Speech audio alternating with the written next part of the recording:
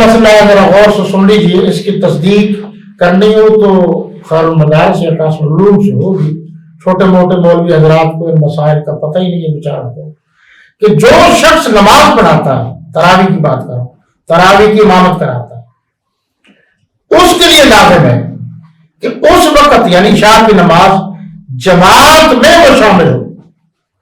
اگر وہ بندہ قاری صاحب، حافظ صاحب، یعنی عشاء کی نماز فرضوں کی جماعت میں شامل نہیں ہوا تو اس رات کی تراویح نہیں پڑھا سکتا.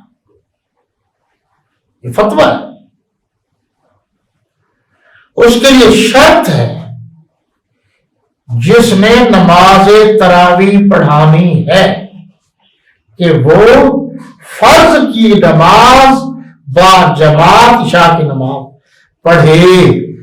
لیٹ ہو جائے لیکن جماعت میں شامل ہو گیا تو ٹھیک ہے، اور اگر اس کی نماز با جماعت رہ گئی، فرضوں کی بات ہے، تو پھر وہ تراویح اس رات کی نہیں پڑھا سکتا، پھر اگلی رات پڑھائے گا.